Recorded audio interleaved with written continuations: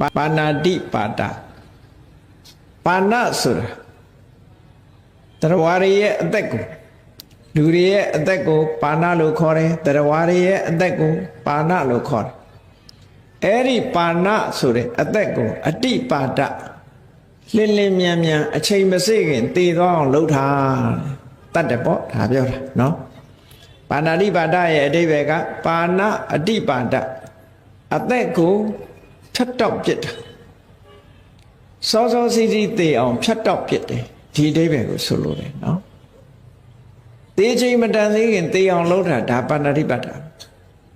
အဲ့ဒီပါဏာတိပါဒမှာလည်းအင်္ဂါ၅ချက်ကိုမှတ်သားကြအင်္ဂါ၅ချက်စုံရမယ်ဘာလဲတရားဝါလည်းဖြစ်ရမယ်တကယ်တရားဝါဖြစ်ဖို့တော့လိုတယ်တရားဝါမဟုတ်ဘဲနဲ့တရားဝါလို့ထင်ပြီးတော့လုပ်လို့ရှိရင်လည်းအပြစ်မရှိဘူးဒါနော်တရားဝါလည်းဖြစ်ရမယ်တရားဝါဆိုတာလည်းသိတာလည်းဖြစ်ရမယ်သိစေလိုတဲ့စိတ်တွေလည်းရှိတယ်သိအောင်လည်းလုပ်တယ်သိလည်းသိသွားတယ်ဒီအင်္ဂါ၅ချက်ပြည့်ဖို့လို့သိအောင်တော့လုပ်တယ်မသိဘူးဒါတစ်မျိုးနော်သိစေလိုတဲ့စိတ်နဲ့မဟုတ်ဘူးရွေချက်ကတခြားဖြစ်သွားတာတခြားဒါတစ်မျိုးအင်္ဂါ၅ချက်လုံးစုံရမယ်ကိုတတ်လိုက်တဲ့တရားဝါဟာတကယ်ကိုတက်ရှိတရားဝါလည်းဖြစ်ရကိုကတက်ရှိတရားဝါမှန်လဲတိတိကြီးလှုပ်တာဖြစ်သိပါစေဆိုတဲ့သိစေလိုတဲ့စိတ်လည်းရှိရသိအောင်လဲကြိုးစားတယ်သိလဲသိသွားတယ်ဟောဒါဆိုရင်ပါဏာတိပါဒကံဆိုတာမြောက်သွားပြီသူမှာနော်ဆိုလိုတာကပြည့်စုံသွားပြီဒီတတ်လို့တဲ့ပါဏာတိပါဒစေရနာသူ့တဏ္ဍာမှာကိန်းသွားပြီစွန့်ရင်တတ္တိတွေရသွားပြီလို့ဒီလိုပြောတာအဲ့ဒီမှာမြတ်စွာဘုရားဟောပုံလေးကိုတတိထားကြည့်ပါဏာတိပါဒောဘိက္ခဝေအာတေဝိတောဘာဝိတောဘဟုလိကတောသူများအသက်တတ်ဖို့စတင်ကြိုးစားတာကိုအာတေဝိတနော်သူများအသက်တတ်ဖို့လုံးပြီးသွားတယ်အာတေဝိတဘာဝိတထပ်တလဲလဲလှုပ်တယ်ဘဟုလိကတအချိန်များစွာလှုပ်တယ်နေစဉ်နဲ့အမျှအကောင်ကြီးပလောင်ကြီးတွေပြောမယ်ဆိုရင်နေ့စဉ်နဲ့အမျှငါးတွေတတ်တယ်ချက်တွေတတ်တယ်ဝက်တွေတတ်တယ်ဟောအချိန်ချင်းထထလှုပ်တယ်တရားဝါတွေတတ်တယ်အာတိဝိတဆိုတာစလှုပ်တာ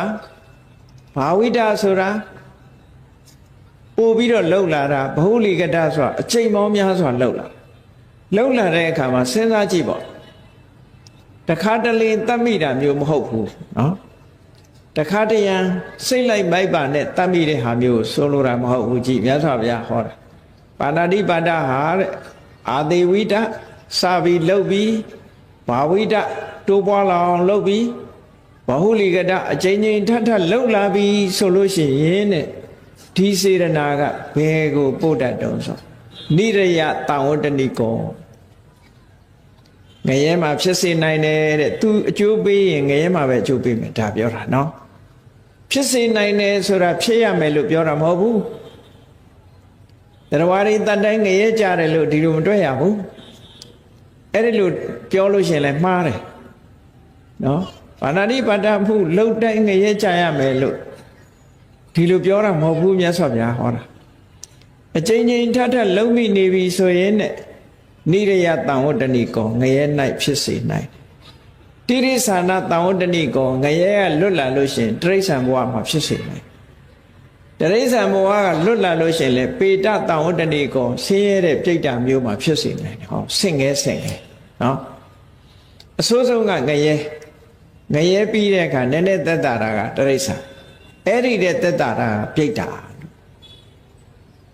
ဒီလိုဆိုလို့တာအဲ့တော့မြတ်စွာဘုရားဟောတဲ့တရားတော်ဟာသူစကလုံးတိုင်းနားလည်ဖို့လိုတယ်ပါဏာတိပါဒကိုလှုပ်ပြီးချိန်များစွာလှုပ်ပြီးထထလှုပ်ပြီးဆိုလို့ရှိရင်နဲ့အဲ့ဒီစေရနာသည်ငရဲ၌ဖြစ်စေနိုင်တယ်တရိစ္ဆာန်ဘုံမှာဖြစ်စေနိုင်တယ်ပြိတ္တာဘုံမှာဖြစ်စေနိုင်တယ်သူအကျိုးပေးမှာအဲ့ဒီမှာပဲအကျိုးပေးမယ်လို့ပြောတာသို့တော်လူတိုင်းဖြစ်သလားလို့ဆိုမဖြစ်ဘူး တခြားအကြောင်းတွေကိုထက်တွေ့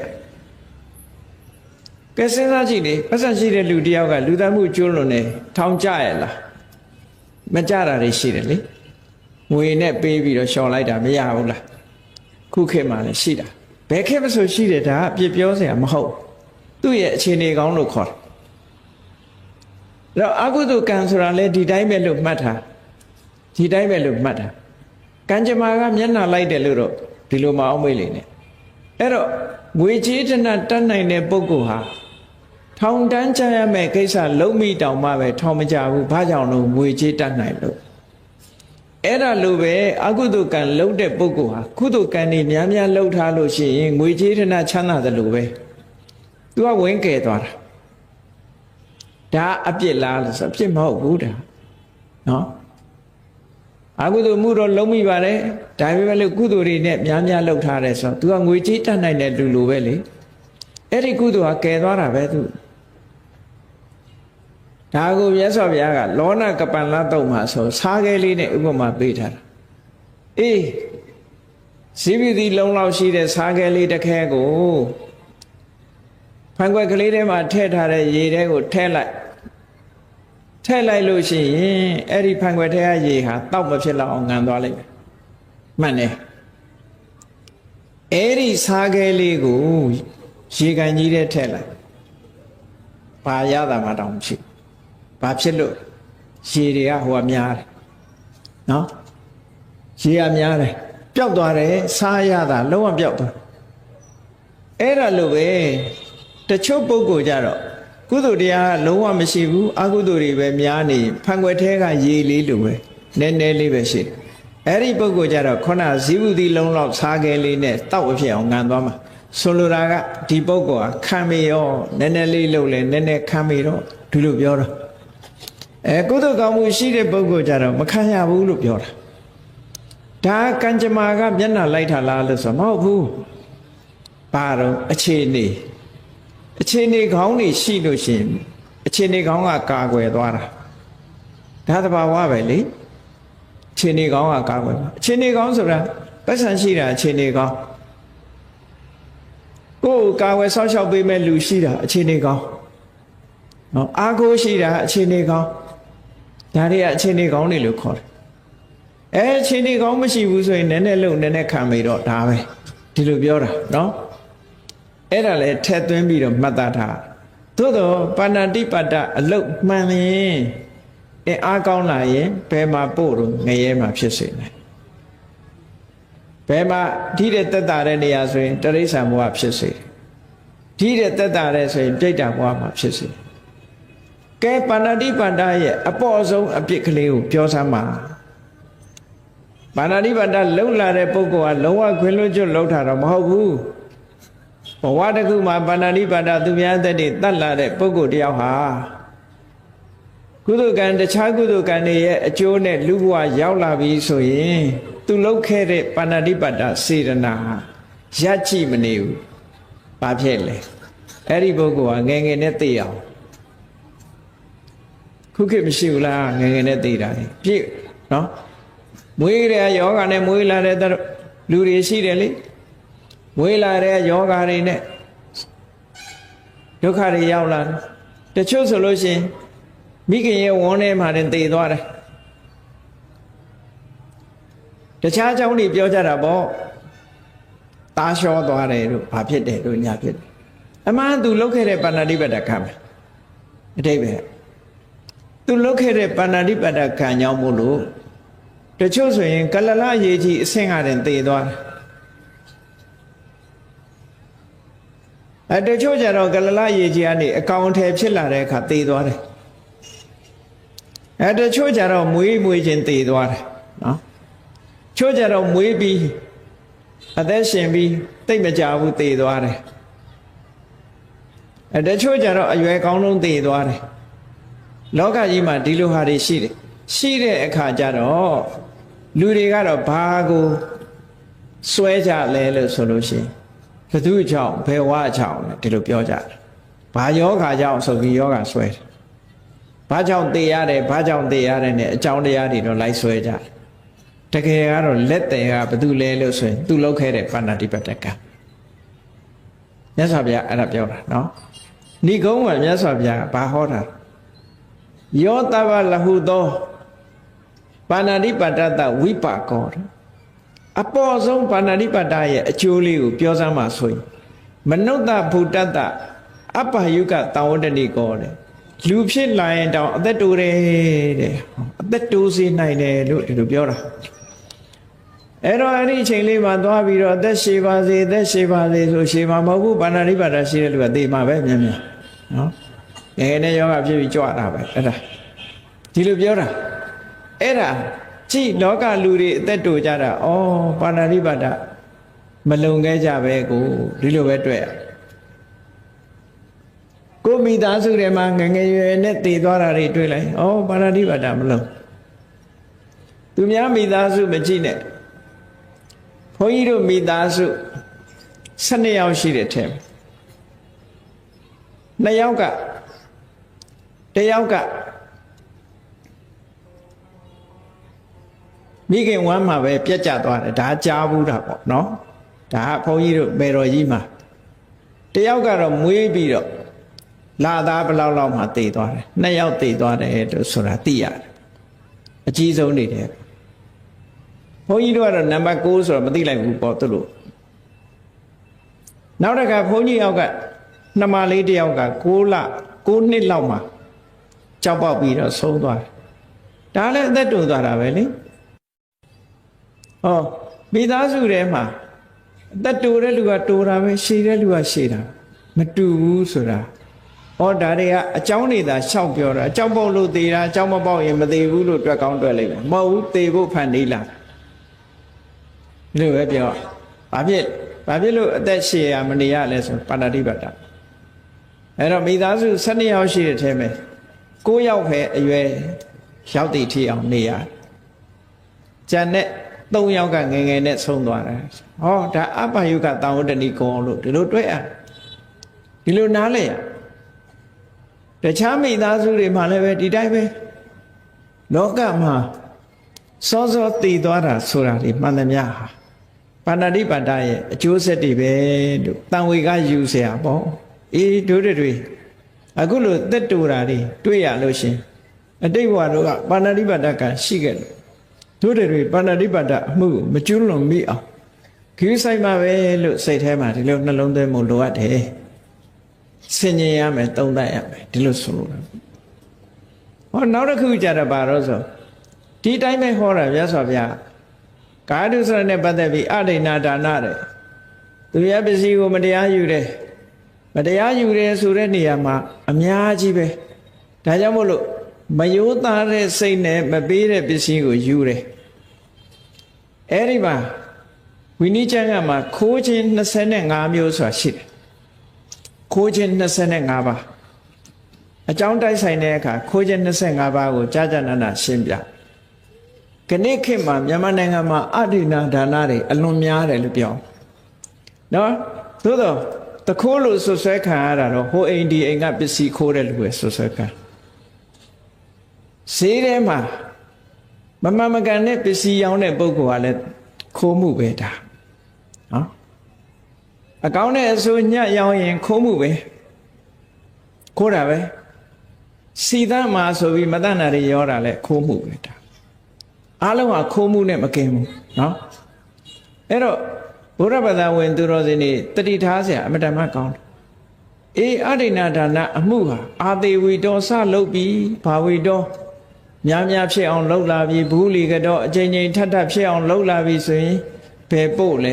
နိရိယတံဝတ္တနိကောဘယ်ရဲ့မှာဖြစ်စေနိုင်တယ်တိရိစ္ဆာနတံဝတ္တနိကောတိရိစ္ဆာန်ပုံမှာဖြစ်စေနိုင်တယ်ပေတတံဝတ္တနိကောပြိတ္တပုံမှာဖြစ်စေနိုင်တယ်ဒါပေမဲ့လို့အဒိဏဌာနကျွလွန်လာတဲ့ပုဂ္ဂိုလ်လူဘဝရောက်လာလို့အပေါ်ဆုံးအပြစ်ကလေးအဒိဏဌာနရဲ့အစိုးပုံရိပ်ကလေးကဘာလေးတုံးလို့ဆိုဘောခဖြတနာတံဝတ္တနိကောနော်ကိုရှာထားတဲ့ပစ္စည်းတွေဟာပျက်စီးသွားတယ်ရဲရန်ပျက်စီးတယ်ဆုံးရှုံးတယ်တခိုးခံရတယ်မီးလောင်တယ်ရေမျောတယ်အသိမ်းခံရတယ်ဟော အမျိုးမျိုးအကြောင်းမျိုးမျိုးနဲ့ကိုရှာပွေထားတဲ့ပစ္စည်းတွေကပျက်စီးတယ်ဆုံးရှုံးတယ်အဲ့ဒါဟာအရိဏဒါနအကျိုးပါဒါကြောင့်မို့လို့ရှေးတုန်းကဆရာတော်ကြီးတော်ကျောင်းမှာတဲ့ဖောက်ထွင်းခံရပြီးပစ္စည်းတွေခိုးခံရတဲ့အခါဆရာတော်ကြီးကဗာပြောတော့ဆိုတိတ်တိတ်နေကြလူမသိစေကြနဲ့တို့အမှုတွေပေါ်ကုန်ပြီဒါဒီဟာကိုရွယ်ပြောတာနော်တို့ပစ္စည်းတွေခိုးခံရတယ်ဆိုတာဟိုတုန်းကငါတို့ခိုးလာတာငါတို့အမှုတွေပေါ်ကုန်ပြီအဲ့လိုသာတွက်ပြီးတော့နော်ပစ္စည်းမီးလောင်ခံရရင်လည်းအေးငါအမှုပေါ်နေပြီအသာနေကြသွားပြီး complaint မတက်နဲ့ကိုအိမ်ခိုးသွားပြီဆိုရင်အသာတိတ်တိတ်နေငါအမှုပေါ်ဟိုဘဝတုန်းကငါလုပ်ခဲ့တာတွေခန်းနေရတယ်လို့အပေါ်ဆုံးအပြစ်ကဘောခဖြာသနာတာဝတ္တနိကောစီစဉ်ဥစ္စာတွေပျက်စီးတယ်တဲ့ပြက်နဲ့ကျုံးကိုကြုံရတယ်ဒါအပေါ်ဆုံးအပြစ်ပါတဲ့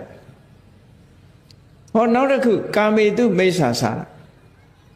ကာမကိစ္စတွေမှာမမယွင်လုပ်တယ်သူတော်ဘာတာမယာပြစ်မှားတယ်ဆိုတဲ့ပုဂ္ဂိုလ်တွေဟာအကျဉ်းချင်းထပ်ထပ်လှုပ်လာပြီဆိုလို့ရှိရင်ခုနတိုင်းပဲငရဲတရိစ္ဆာန်ပြိတ္တာဒီဘဝတွေမှာဖြစ်စေနိုင်တယ်အပေါ်ဆုံးအပြစ်ကတော့ဘာလဲလူဖြစ်လာလို့ရှိရင်တပတ္တဝေရတံဝတ္တနိကောတဲ့သူတွေ့တာနဲ့ပဲယံလောက်ခံအားလေးပြောလိုက်သူ့မတည့်တဲ့လူကအလွန်များယံသူများတယ်ယံသူတွေကလည်းသူ့အလုံးလုံးမုန်းနေတယ်ရွာထဲမှာဟိုနာသွားဒီနာသွားမုန်းချောင်းရိုက်ခံရတယ်ဟောမုန်းတာအလုံးလုံးမုန်းတာဒီကောင်ကြည့်မရဘူးဆိုတဲ့ကောင်တွေရှိတယ်လေမြို့ထဲရွာထဲမှာကြည့်မရဘူးလူတကာကမုန်းနေတယ်အဲ့ဒါလို့လူတကာမုန်းတဲ့တခါတလေအကြောင်းမဲ့မုန်းတာရှိတယ်နော်လူတွေမှာမကောင်းတာလုပ်လို့မုန်းတာတစ်မျိုးအကြောင်းမဲ့အမုန်းခံနေရတဲ့ပုဂ္ဂိုလ်ကတစ်မျိုးရန်သူတအားများတယ်အရာထဲမှာနေ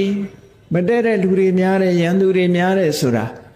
ကာမေတုမိစ္ဆာစာရကျူးလွန်ခဲ့တဲ့အမှုရဲ့အပေါ်ဆုံးအပြစ်ကလေးပါတဲ့အဆိုးပုံရိပ်ကလေးတစ်ခုလို့ဒီလိုပြောတာနော်ကာမေတုမိစ္ဆာစာရရဲ့အပေါ်ဆုံးအဆိုးပုံရိပ်ကလေးဒီတဲ့ဆိုးကျိုးတွေကခံပြီးငရဲကြတယ်တိရစ္ဆာန်ဖြစ်တယ်ပြိတ္တာဖြစ်တယ်ဟောအပေလေးပုံဒုက္ခတွေခံရပြီတဲ့ဒါကကာဒုစရိုက်၃ခုနဲ့ပတ်သက်တယ်ကဲဝစီဒုစရိုက်တွေချစ်မုဒ္ဒဝါဒဆိုတာအမှားကိုအမှန်လုပ်ပြီးတော့ပြောတာတိတိကြီးနဲ့ပြောင်းပြန်ပြောတာဈေးရောက်တဲ့နေရာမှာလဲမုဒ္ဒဝါဒတွေရှိတယ်နော်တကယ်ပေးရတာက9000လောက်ပေးရတာကိုဒါ1000တန်တယ်လို့ပြောပြီးတော့1000ခွဲရအောင်ကြိုးစားလို့ရှိရင်တော့ဒါလိန်ပြောတာခေါ်တာ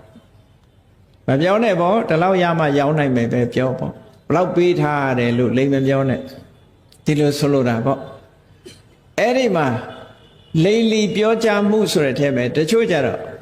ရုံးပြင်ကနာတက်ပြီးတော့လူတယောက်အကျိုးမဲ့သွားအောင်လိန်လီတာတွေရှိတယ်လေအဲ့ဒီလိန်လီမှုကတစ်ဖက်သားအကျိုးမဲ့ပျက်စီးသွားအောင်ဒုက္ခရောက်သွားအောင်မဟုတ်ဘဲနဲ့လိန်ပြီးတော့ပြောတဲ့မုတ္တဝါဒဟာတော့ပို့ပြီးတော့အပြစ်ကြီးတာပေါ့တစ်ဖက်သားအကျိုးမဲ့အောင်လှုပ်လိုက်လို့စေတိယမင်းမြေမျိုးသွားတယ်ဆိုတာအဲ့ဒါတစ်ဖက်သားအကျိုးမဲ့ဖြစ်အောင်ယာရုတစ်ခုရရမှာအကြီးနဲ့အငယ်အကြီးကယာရုရရမှာအဲ့ဒါကိုသူကအကြီးကိုအငယ်လှုပ်ပြီးတော့ပြောတယ်အငယ်ကိုအကြီးလှုပ်ပြောတယ်ဟောပြောင်းပြန်ပြောတာပြောင်းပြန်ပြောတဲ့စေတိယမင်းမြေမျိုးတဲ့အခုခေတ်မုဒ္ဒဝါဒသမားတွေဘာလို့မြေကမမျိုးတော့ဆိုမြေကယွန်လို့နေမှာပေါ့နော်လိန်နာလည်းများနေပြီလေ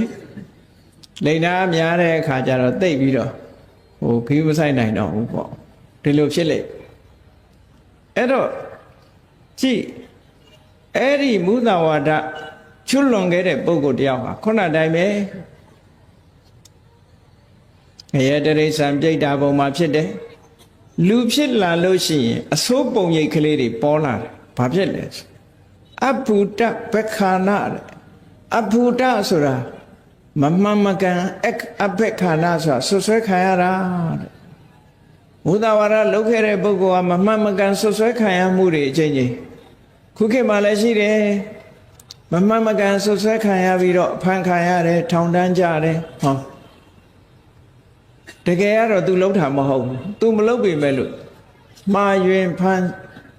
မာယွင်ထောင်ချတာမျိုးတို့ဒါမျိုးတွေကရှိတယ်လေအဲ့ဒါဟာ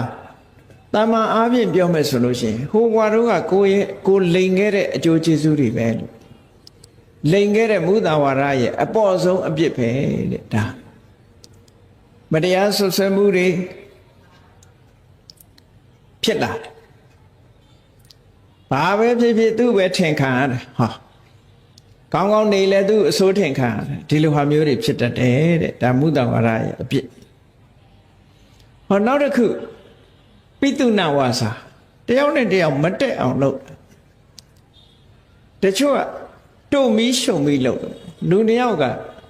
တွဲလုံနေလို့ရှိရင်တယောက်နဲ့တယောက်အထင်မြင်လွဲသွားအောင်မတက်အောင်ဝင်ပြီးတော့တတ်ရှုတယ်ဆိုတာလုပ်တယ်ဂုံချောတယ်ပေါ့ပိတုဏဝါစာလို့ခေါ်တယ်အဲ့ဒီပိတုဏဝါစာအလုပ်ကိုအပျော်အဖြစ်လုပ်နေတဲ့ပုဂ္ဂိုလ်တွေနောက်ဆုံးကြတော့ဘာတော့ငရဲတရိစ္ဆာန်ပြိတ္တာဆိုတဲ့ဘဝတွေမှာရောက်ပြီသူ့ရဲ့အပေါ်ဆုံးလို့ဆိုတဲ့အစိုးပုံရိပ်ကဘာလဲလို့ဆိုကြည့်လေခုခေတ်မှာလူတယောက်ဟာဘယ်သူနဲ့ပဲဖြစ်ဖြစ်အပေါင်းအသင်းဖြစ်ရင်ခဏပဲပြီးကွဲသွားကြမတည့်ကြဘူးတဲ့တဲ့ရင်တစ်လနှစ်လပဲပြီးကွဲကြပြန်ခဏခဏကွဲကြအဲ့ဒီခဏခဏကွဲတာဟာအကောင်းကွဲမဟုတ်ဘူးတဲ့အရင်တော့သူများကိုကွဲအောင်လုပ်ခဲ့တဲ့ကံကြမ္မာတွေရဲ့ပုံရိပ်တွေပေါ်နေတာဘယ်တော့ဖြစ်ဖြစ်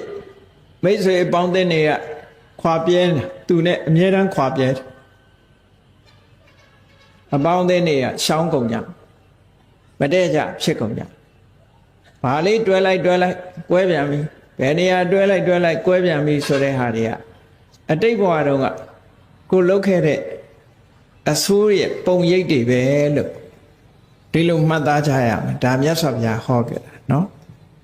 မိတ္တိဟိဗေဒနာတံဝတ္တနိကောအပေါ်ဆုံးအပြည့်ဟာမိတ်ဆွေပေါင်းတဲ့နေနဲ့ကွဲရတယ်ဒီလိုဆိုလို့လားအဲ့ဒီကွဲပြဲတွေကတော့ဗမာပြည်မှာတလောက်မပေါ်သေးဘူးအနောက်တိုင်းတွေမှာကျတော့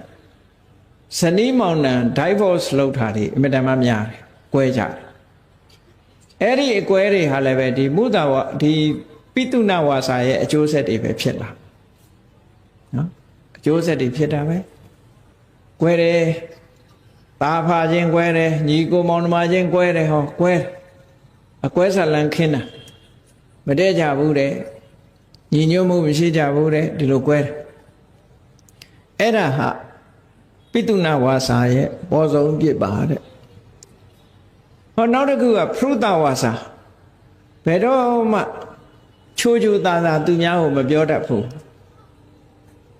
ချိုးသားမပြောတတ်ဘူးဆိုတော့တချို့ကနှုတ်ကြီးချိုးနေတာတွေရှိနော်ငယ်ငယ်တော့ကတောရွာကဘုန်းကြီးတစ်ပါးနှုတ်ကြိုးတာကိုယ်တိုင်လည်းတွေ့ဘူးတယ်ပေါ့ဘယ်သူဖြစ်ဖြစ်သူနဲ့ယဉ်နေတဲ့ပုဂ္ဂိုလ်တွေ့လို့ရှိရင်နှုတ်ဆက်တာဟာကောင်းကြီးမသေးသေးဘူးလားဆိုနှုတ်ထက်နော်မသေးသေးဘူးလားတဲ့သူနှုတ်ဆက်တာသေခိုင်းနေတာချအဲ့ဒါလို့ဆဲပြီးတော့နှုတ်ဆက်တတ်တယ်ချော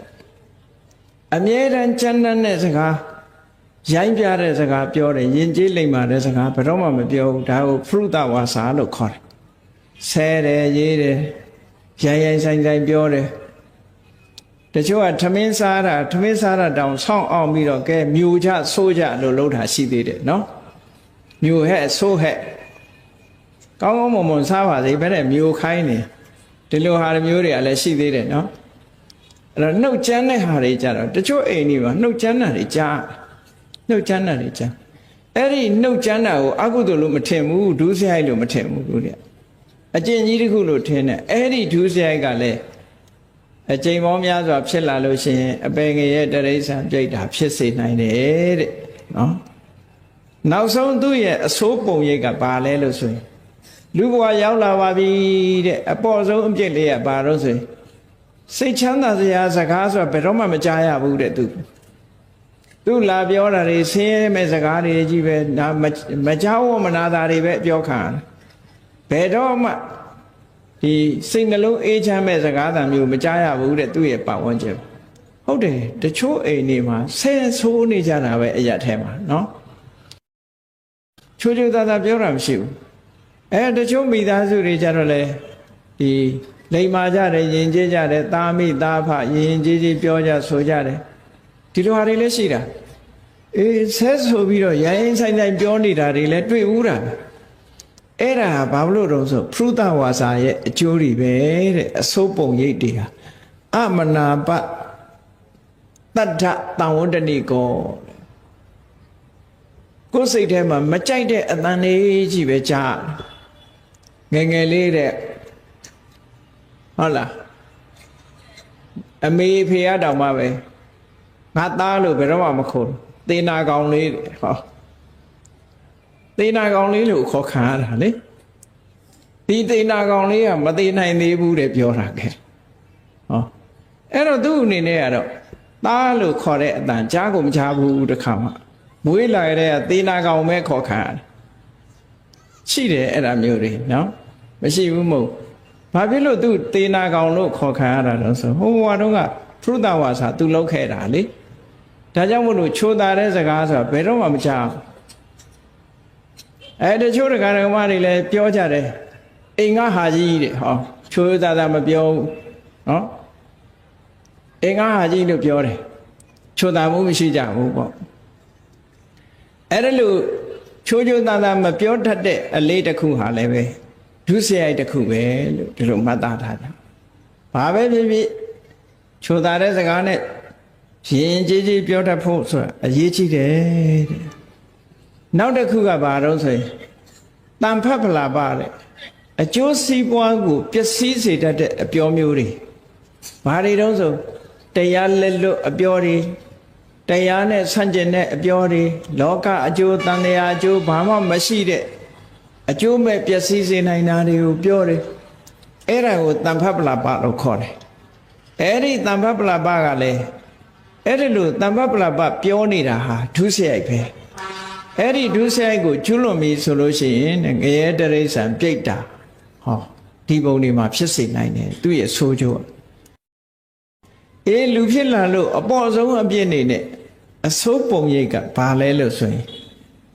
အနာဒေယဝါစတံဝတ္တနိကောအရာထဲမှာရှိပါလိမ့်မယ်သူဘာပြောပြောဟဲ့မင်းတို့လူစကားမပြောနဲ့ဟောဒီလိုပြောခါပိတ်ခါသူစကားဘယ်သူမှနားမထောင်ရည်စရာဖြစ်တယ်ဘာပြောပြောသူစကားဘယ်သူမှအလေးနဲ့မထားဘူးအဲ့ဒီလိုအနာဒေယဝါစာဘယ်သူမှ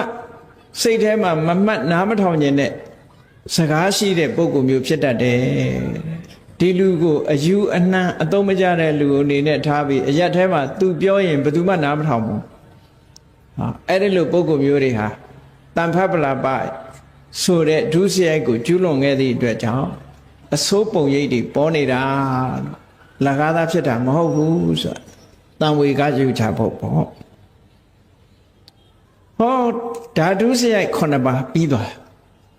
မြတ်စွာဘုရားကဖြည့်ဆွက်ပြီးတော့ဟောထားတာသူရပါဏသူရမေရယပါဏအယက်သေးစားမူရစ်စေတတ်တဲ့အရာတွေအကုန်လုံးပင်ကိုစိတ်ပျောက်သွားပြီးတော့မူရစ်ပြီးတော့စိတ်တစ်မျိုးဖြစ်လာစေတတ်တာစိတ်ကိုကြွစေတာစိတ်ကိုထစေတာဆိုတဲ့မူရစ်စေဝါဘယ်ဟာပဲဖြစ်ဖြစ်ပဂရိစိတ်ပျောက်သွားတဲ့မူရစ်စေတတ်တဲ့ပစ္စည်းကိုအသုံးပြုတယ်အချိန်ချင်းထပ်ထပ်လှုပ်လာပြီဆိုလို့ရှိရင်အဲ့ဒီသူရမေရယကဘယ်မှာဖြစ်စေနိုင်တာတော့ဆိုငရဲတဲ့တရိษံနဲ့ပြိတ္တာတဲ့အဲ့ဒီဘုံတွေမှာဖြစ်စေနိုင်တယ်တဲ့ဟုတ်ပြီကုသကံအကျိုးပေးလို့လူဘဝရောက်လာရင်ဘယ်လိုလူမျိုးလာဖြစ်တုံးဆိုအပေါ်ဆုံးအပြစ်အနေနဲ့သူ့ရဲ့အဆိုးပုံရိပ်ကလူဘဝမှာလားပေါ်တာဘယ်လိုဟာပုံလို့ဆိုဩမတ္တကတာဝတ္တနိကောမွေးလာကြတဲ့ကအယူအနှမ်းပဲဖြစ်တယ်ခုဘဝဆေယောဂါတွေဖြစ်ပြီးယူနှမ်းသွားတာတွေကိုသွားပြီးတော့ ဘာကြောင့်ယူတယ်ညာကြောင့်ယူတယ်ဘယ်သူကဖမ်းစားလို့ဘယ်သူကပြုတ်စားလို့ပြောနေနဲ့သူရမေရရဲ့အကျိုးဆက်ကိုခံနေရတာလို့ဒီလိုသာမှတ်ပြီးတော့နော်အယူဖြစ်တယ်အယူရင်လားလို့ဆိုမဟုတ်ဘူးကြက်မပြည့်တဲ့လူနော်အယူအနှမ်းဒီကြက်မပြည့်ဘူးအသိဉာဏ်မရှိဘူးအဲ့ဒီလိုပုဂ္ဂိုလ်မျိုးတွေဖြစ်လာနိုင်တယ်လို့ဒါမြတ်စွာဘုရားကအပေါ်ဆုံးအပြစ်တဲ့အဲ့ဒါကြောင့်မို့လို့ဒုစရိုက်ရဲ့အကျိုးအဆိုးပုံရိပ်တွေဟာလူသားတွေထဲမှာလာပြီးတော့ပေါ်နေတယ်လူဘဝမှာရှာဖွေပြီးတော့တွေ့ရအခုပြောနေတဲ့ထဲမှာအသက်တော်တဲ့လူတွေလည်းတွေ့ရတာပဲစီးပွားဥစ္စာခဏခဏပြတ်တဲ့လူတွေလည်းတွေ့ရတာပဲရံများတဲ့ပုဂ္ဂိုလ်တွေလည်းတွေ့ရတာပဲမတရားဆွဆွဲခံရတဲ့ပုဂ္ဂိုလ်တွေလည်းတွေ့ရတာပဲမိတ်ဆွေပေါင်းတဲ့နေနဲ့ခဏခဏကွဲပြဲတဲ့ပုဂ္ဂိုလ်တွေလည်းတွေ့ရတာပဲဘယ်တော့မှချိုးတာတဲ့စကားသံဆိုတာမကြားရတဲ့ပုဂ္ဂိုလ်မျိုးတွေလည်းတွေ့ရတယ်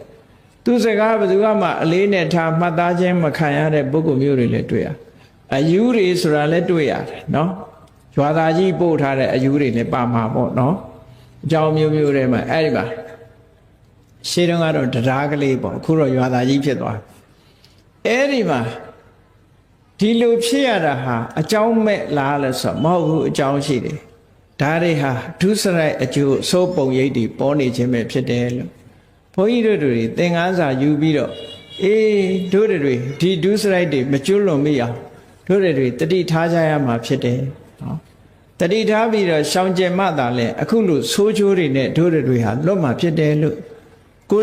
စီသဘောချပြီးတော့ဒုစရိုက်တရားတွေကိုရှောင်ရှားလို့သူစရိုက်တရားတွေကိုပွားများအားထုတ်နိုင်ကြပါစေကုန်သတည်း